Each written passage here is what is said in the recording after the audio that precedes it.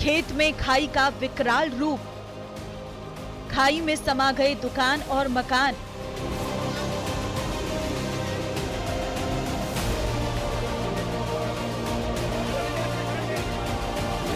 ये सीन किसी झरने का नहीं बल्कि सवाई माधोपुर के जड़ावता गांव में बनी खाई का है, जहां बारिश के बाद ओवरफ्लो हुए बांधों का पानी तेजी से पहुंच रहा है, जिससे खेतों में लगातार मिट्टी का कटाव जारी है और खाई अब विकराल रूप लेती जा रही है।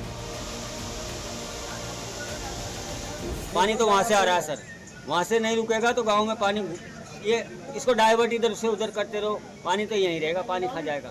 इधर गड्ढे करेगा तो उधर गड्ढे करेगा, उधर मोड़ोगे तो उधर गड्ढे कर देगा। अब तक एक मकान, 2 दुकान, एक मंदिर इस कटाव की चपेट में आकर जमींदोज हो चुके हैं।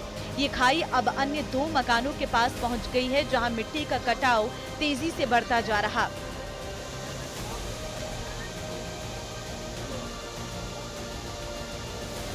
जमीन गई, मकान गया, रियो का है हमारा, पूरी जमीन है लगाने आता। ये जमीन से हमारी इकला हमारी जमीन कौन खाई भी, कहीं को ना कहीं भी हमारी जमीन, ये 2 बीघा तो पूरी जमीन से हमारी पूरी गई है। तो ग्रामीणों का कहना है कि जब कृषि मंत्री आए तो प्रशासनिक अमला मुस्तैद रहा, लेकिन उनके जाते ही मदद तो दूर, किसी ने उनकी सुध तक नहीं ली।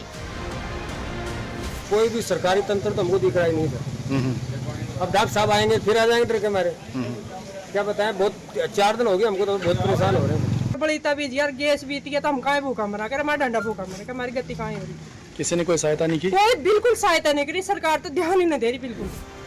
फिलहाल ग्रामीण अपने स्तर पर पानी को दूसरी ओर डाइवर्ट करने की कोशिश में जुटे हैं। जो मदद इन तक पहुंचनी चाहिए थी वो मदद नहीं पहुंची और अपनी आंखों के सामने सब कुछ, अपने जीवन के सारे सपने, ताने बाने जो भी इन्होंने अब तक कमाया था वो सब कुछ अपनी आंखों से धीरे धीरे मुट्ठी में जैसे रेत फिसलती है उस तरीके से सारा सब कुछ फिसलता हुआ देख रहे हैं। वहीं प्रभावित इलाकों को लेकर कृषि मंत्री किरोड़ी लाल मीणा का बयान भी आया सामने। समुचित व्यवस्था है, कोई नुकसान नहीं हो जाता, इसके लिए पूरा शासन तंत्र सतर्क है, एक्टिव है।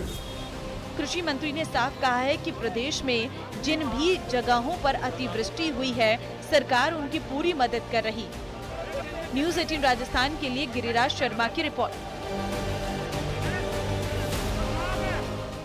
तो वही कृषि मंत्री किरोड़ी लाल मीणा आज फिर जड़ावता गांव पहुंचे और गांव में लगातार हो रहे नुकसान का जायजा ले रहे। खेत में हो रहे मिट्टी के कटाव को देख रहे हैं आपदा मंत्री, ग्रामीणों से नुकसान के मामले पर बातचीत भी कर रहे हैं। तो बड़ी खबर इस वक्त आपको बता रहे हैं, जहां पर जड़ावता गांव आज एक बार फिर से किरोड़ी लाल मीणा पहुंचे, ऐसी जानकारी मिल रही है। और गांव में कितना नुकसान हुआ है इसको लेकर के जायजा लेते हुए खेत में हो रहे मिट्टी के कटाव को भी आपदा मंत्री देख रहे हैं, ग्रामीणों से नुकसान के मामले पर बातचीत कर रहे हैं। ज्यादा आगे मत जाओ।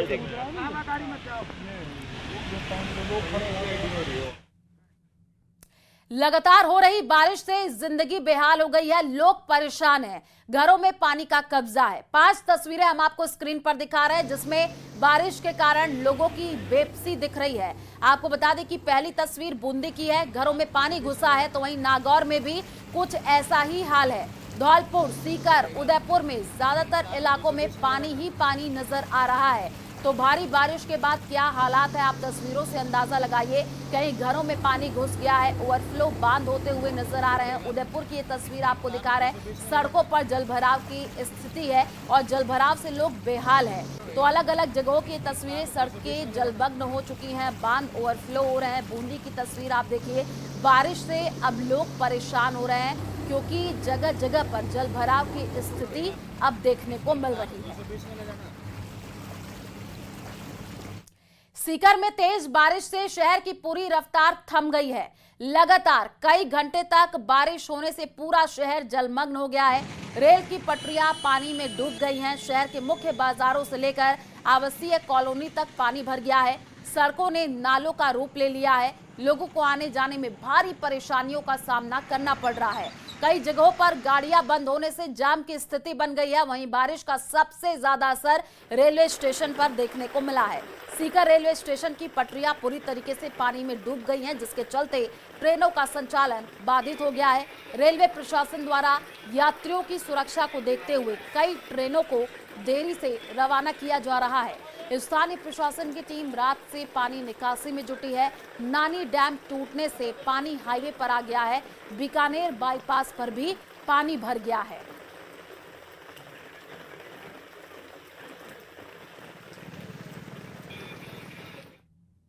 और अब आपको बूंदी के पचीपला गांव की तस्वीर दिखाने जा रहे हैं, जहां पर मेज नदी के उफान के चलते गांव टापू में बदल गया है।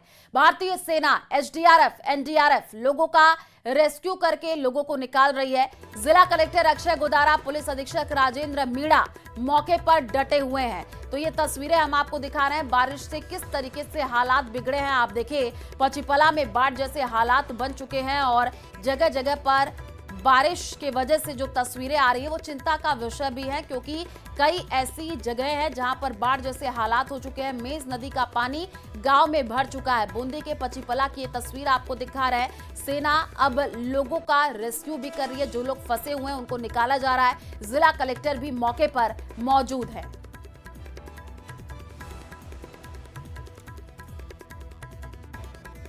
जालोर के आकोली नदी में पानी आने से स्टेट हाईवे पर पानी आने से रास्ता बंद हो गया है।